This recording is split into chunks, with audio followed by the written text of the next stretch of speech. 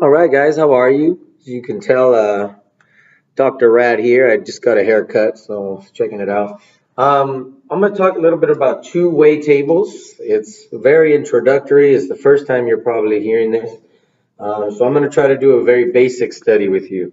I asked one of my classes, boys and girls, I asked them, how many of you have Facebook as one of your apps? Okay. So I collected all their responses, and this is the way I would like to organize my data using tables. Just like we use tables kind of when we're doing linear and exponential functions, you can use tables to organize your data as well. So let's try and do that. Okay, I'm going to build a nice big table so you can see it. Okay. And I am splitting my table into, I know I have boys and girls on this side. And then I'm going to ask if they had or did not have Facebook.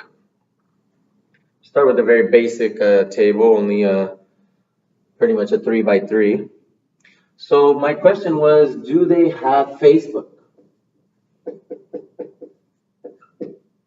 Right?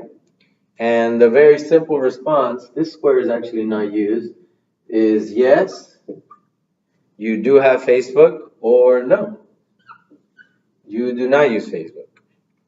And I didn't just ask everyone, I separated it into categories of boys and the girls. Just so I can compare, who has Facebook more, boys or girls. So this could be done with any type of study, right? And this is called a categorical study or categorical frequency table here. Okay? So these were my numbers. Out of all the boys that I asked, 7 of them told me that yes, they do have Facebook, and 3 of them told me no, I don't have Facebook. When I asked the girls, 8 of them told me that they do have Facebook, and 5 of them told me no, that they don't have Facebook.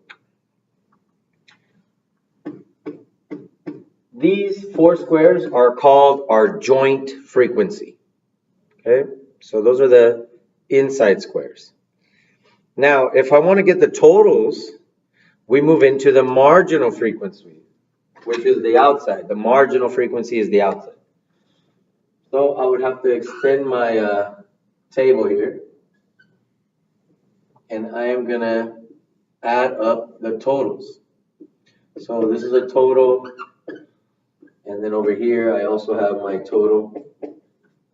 And like I said, the outside, kind of like the margin of your paper is the outside lines, the outside section. This is also called your marginal frequency.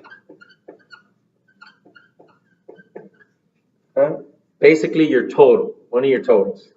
So if I said how many total boys were asked if they have Facebook, well, it would be 7 plus 3 is 10 total boys were asked if they had Facebook. The girls total would be 8 plus 5, which is 13. Right?